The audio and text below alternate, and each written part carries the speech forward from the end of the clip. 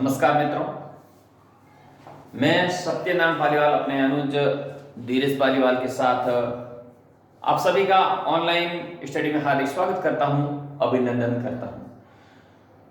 मित्रों, जैसा कि आप सबको विदित है कि इस समय पूरा विश्व कोरोना जैसी महामारी से जूझ रहा है और जिसका असर भारत सहित विश्व के तमाम देशों के ऊपर पड़ रहा है और मुख्य रूप से स्टूडेंट वर्ग की पढ़ाई भी बहुत बाधित हो रही है। उसी को ध्यान में रखते हुए हमने ये ऑनलाइन स्टडी की शुरुआत की है और इसके अंतर्गत आज हम सबसे पहले पढ़ेंगे भाषा।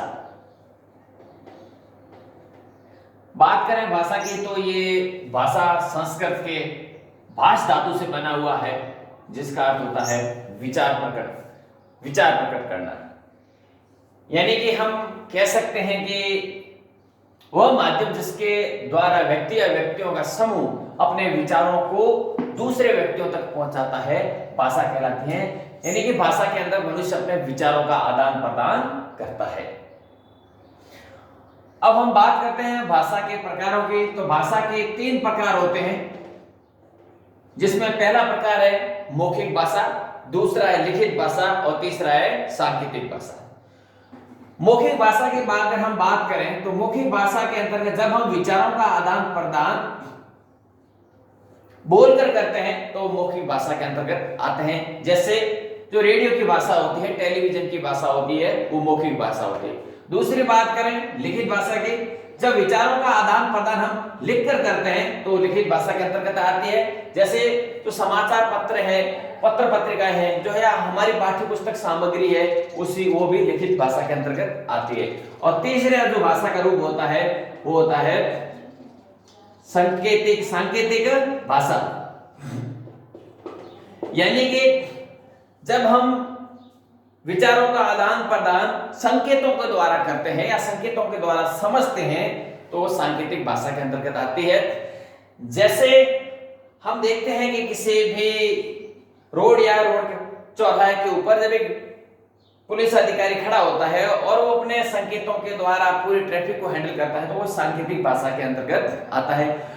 और इन तीनों में अगर सबसे सरल रूप है तो मौखिक भाषा है और सबसे जो कठिन रूप है वो सांकेतिक भाषा है, क्योंकि संकेतों को समझना इजी नहीं रहता है और संकेतों की कोई सीमा भी नहीं होती है। उसके बाद अगर हम बात करें तो हिंदी भाषा के उद्भव की बात करें तो उद्भव के अंतर्गत हम देखते हैं कि हमारा देश सदियों पुराना है। हजारों साल पहले या सबसे पहले संस्कृत भाषा की उत्पत्ति हुई और संस्कृत के 2 रूप चले, वैदिक संस्कृत और लौकिक संस्कृत।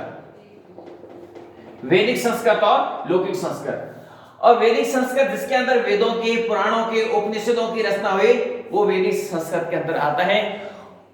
इसकी भाषा बहुत ही कठिन थी, आम जन के लिए सुगम नहीं हुई, तो इसका ही एक रूप आया और उस रूप को कहते हैं लौकिक संस्कृत। और इस लौकिक संस्कृत के अंतर्गत ही रामायण महाभारत की रचना हुई और जो आम जन के लिए सुगम बढ़ी।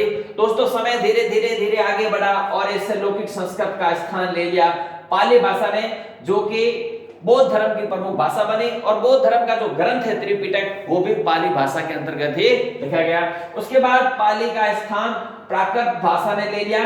और मैं आपको बता दूं कि जो जैन धर्म था, उस जैन धर्म की प्रमुख भाषा प्राकृत भाषा रही। समय आगे बढ़ा, उस प्राकृत का स्थान अपभ्रंश भाषा ने ले लिया। अपभ्रंश, इसको अपन अवठ या अवध भी कह सकते हैं।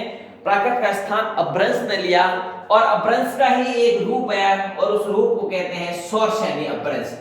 और इसी सौरसेनी अपभ्रंश से हमारी हिंदी भाषा की उत्पत्ति हुई। यानी कि हिंदी भाषा की उत्पत्ति हम कहें तो 933 ईस्वी के अंतर्गत हिंदी भाषा की उत्पत्ति हो गई। यानी विक्रम संवत 1050 के आसपास हिंदी भाषा का उद्गम हो गया। अब हम बात करते हैं भाषा की विशेषताएं। प्रत्येक भाषा की अपनी अपनी विशेषताएं होती है। भाषा एक अर्जित संपत्ति होती है। भाषा एक सामाजिक प्रक्रिया है। भाषा परिवर्तनशील होती है। भाषा का एक मानक रूप होता है। भाषा हमारे संस्कृति की परिचायक होती है और भाषा कठिन शिक्षण सूत्र से सरल शिक्षण सूत्र की ओर चलती है, क्योंकि जब भी हम कोई भाषा सीखते हैं तो शुरुआत के अंदर हमको बहुत कठिन लगती है, लेकिन धीरे धीरे वो हमको सरल लगने लग जाती है। उसके बाद हम बात करें, प्रत्येक भाषा का व्याकरण होता है। व्याकरण के बिना किसी भी भाषा का मानक रूप शुद्ध हो ही नहीं सकता है। तो हम बात करें व्याकरण की। व्याकरण वी प्लस आ प्लस करण से बना हुआ है, जिसका अर्थ होता है भली बातें समझना। यानी कि हम यह कह सकते हैं किसी भी भाषा का शुद्ध रूप से उच्चारण, शुद्ध रूप से लेखन, उसके मानक रूप व्याकरण ही तय करता है। प्रत्येक भाषा की अपने अपने व्याकरण होती है। भाषा या व्याकरण के 3 अंग होते हैं, जिसके अंतर्गत आता है सबसे पहले वर्ण, दूसरा आता है शब्द और तीसरा आता है वाक्य। यानी हम बात करें कि भाषा की सबसे छोटी इकाई वर्ण कहलाती है, भाषा की सबसे छोटी मौखिक इकाई ध्वनि कहलाती है, और भाषा की सबसे छोटी लिखित इकाई वर्ण कहलाती है। और उसके बाद हम बात करें शब्दार्थ के आधार पर भाषा की सबसे छोटी इकाई शब्द कहलाती है, और भावार्थ के आधार पर भाषा की सबसे छोटी इकाई वाक्य कहलाती है। और ओवरऑल हम बात करें भाषा की सबसे बड़ी इकाई, तो भाषा की सबसे बड़ी इकाई वाक्य कहलाते हैं। वर्णों से शब्द बनते हैं और शब्दों से वाक्य बनते हैं। और इसके बाद कल हम वर्ण विचार के ऊपर चर्चा करेंगे। मित्रों, आशा करते हैं कि हमारा यह ऑनलाइन स्टडी मटेरियल आपको पसंद आया होगा।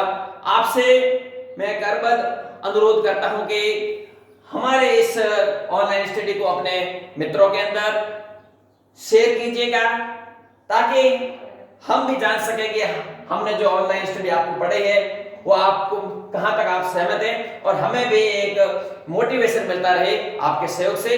इस को लाइक जरूर कीजिएगा और इस चैनल को सब्सक्राइब जरूर कीजिएगा। बहुत बहुत धन्यवाद।